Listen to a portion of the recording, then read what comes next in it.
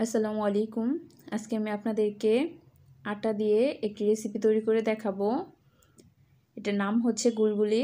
আমাদের অঞ্চলে গুলগুলি বলি আমরা, অনেক অঞ্চলে গুলগোলা বলেও ডাকে। আপনাদের অঞ্চলে এটাকে কী বলে অবশ্যই কমেন্ট করে জানাবেন। আজকে আমি আপনাদেরকে সহজ উপায়ে এই গুলগুলিটা বানিয়ে দেখাবো। একদম দোকানের মতোই পারফেক্ট হয় আর টেস্টও তার থেকে কোনো অংশে কম হয় না। এখন ডোটা তৈরি করে নেব। এখানে একটি বাটিতে আমি 1.5 কাপ পরিমাণ চিনি নিয়েছি, 1 টেবিল চামচ পরিমাণ ইস্ট আর স্বাদ মতো লবণ দিয়ে দিলাম। আর এখানে কুসুম গরম পানি 1/4 কাপ করে 2 বার দিয়ে দিব। অবশ্যই গরম পানিটাই দিতে হবে, কুসুম গরম পানি। এখন এগুলো ভালোভাবে হ্যান্ড উইক্স দিয়ে মিশিয়ে নেব। চিনিটা ভালোভাবে গলে গিয়েছে। এখন এখানে 2 কাপ পরিমাণ আটা দিয়ে দিব। অবশ্যই এখানে আটাই নিতে হবে। আর 1 টেবিল চামচ পরিমাণ বেকিং সোডা দিয়ে দিব। এখানে অবশ্যই বেকিং সোডা নিতে হবে।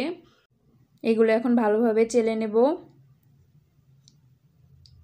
চেলে নেওয়া হয়ে গেলে এখানে মৌরি দিয়ে দিব সামান্য কিছুটা।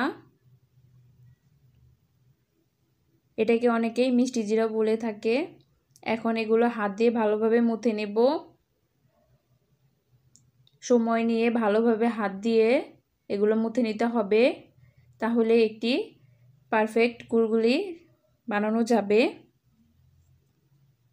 ভালোভাবে মুথে নেওয়া হয়ে গেলে রেস্টে রেখে দেব 20 মিনিটের মতো। আপনাদের হাতে সময় থাকলে আরও লং টাইমের জন্য রেস্টে রেখে দিতে পারেন। 20 মিনিট পর এগুলো কিছুটা ফুলে এসেছে। এখন আরও কয়েক মিনিটের মতো ভালোভাবে মুথে নেব। এখন পারফেক্ট একটি ডো হয়ে গেছে। এখন এগুলো ভেজে নেব। প্যানে পরিমাণ মতো সয়াবিন তেল দিয়ে দিলাম। তেলটা কিছুটা পরিমাণে গরম হয়ে আসলে এখানে এক এক করে গুলগুলিগুলো ছেড়ে দেব। তেলটা অনেক বেশি গরম রাখা যাবে না, এতে করে উপর থেকে তাড়াতাড়ি কালার চলে আসবে, ভিতর থেকে ভালোভাবে কুকড হবে না। এক পাশ হয়ে গেলে অপর পাশ উল্টিয়ে নেব। এভাবে উল্টিয়ে পাল্টিয়ে ভালোভাবে ভেজে নেব।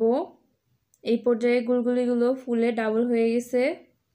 এখন এইভাবেই অনবরত নেড়ে চেড়ে সুন্দর একটি কালার আসার আগ পর্যন্ত ভেজে নেব। এই পর্যায়ে গুলগুলিগুলো হয়ে গেছে। এখন এক এক করে উঠিয়ে নেব। এর থেকে বেশি কালচে কালার করা যাবে না, তাহলে এটা খেতে ভালো লাগবে না বেশি, এটা টেস্ট নষ্ট হয়ে যাবে। আপনারা এইভাবে ভিডিওটি হুবহু ফলো করবেন। আশা করছি পারফেক্টভাবে এটি বানাতে পারবেন। একটি ভেঙে দেখাচ্ছি আমি, এটা ভেতর থেকে কতটা ভালোভাবে হয়ে গেছে। ভিতরে কোনো কাঁচা ভাব নেই, দেখতে পাচ্ছেন কতটা পারফেক্টভাবে এটা হয়েছে। আশা করছি আপনাদেরও ভালো লাগবে। অবশ্যই এটি বাসায় ট্রাই করবেন। পুরো দোকানের মতো এটা টেস্ট হয়, ট্রাই করলেই বুঝতে পারবেন।